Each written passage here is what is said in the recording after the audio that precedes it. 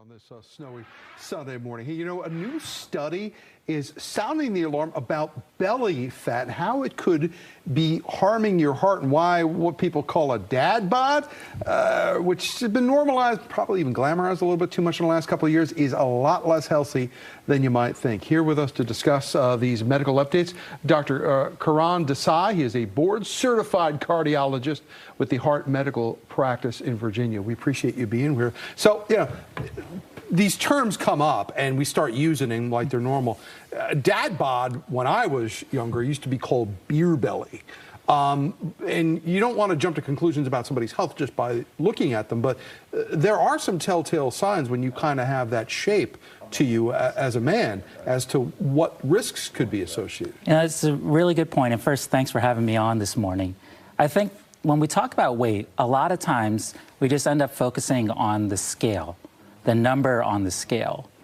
But there's more nuance to it than just what shows up when you check your weight in the morning. All right, so what does somebody do as far as actually measuring what it is they're dealing with and how that could be a heart risk? So great question. So if I just report my weight, it's almost like just reporting what the square footage of a room is. It's not telling you what's stored in that room.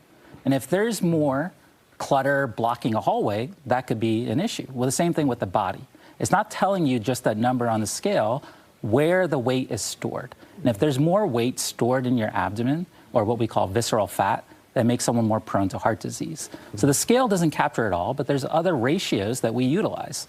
We can measure what someone's waist is, the narrowest part of their waist right here, compared to what their hip size is, the widest part of their hip, something called the waist to hip ratio. And a ratio greater than 0.9 in men specifically, and 0.85 in women is considered an additional risk for heart disease, or AKA the dad bod. All right, so us dads who, you know, like to revel in our relaxation period of our lives, it's probably not a good idea to let yourself go.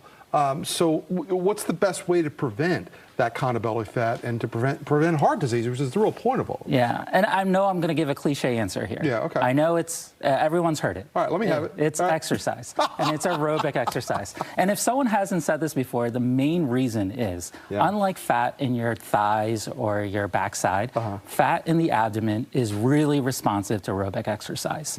So if you can get 30 minutes, 5 days a week, something with a brisk walk, jog, swim, that fat will melt and reduce your risk of heart disease. And that's a really important point, because I don't think a lot of people hear that enough. A little bit of cardio can go a long way, especially, you know, in dealing if you're having trouble getting that belt on, and that might prevent a larger problem down. And it's more about consistency than intensity. You don't have to suddenly hit a big boot camp. It's about being consistent. And you may not notice the change on the scale right away, but it's making an internal impact that will help your heart health. I always tell people, get a dog.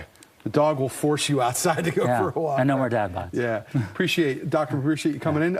We want to continue this morning.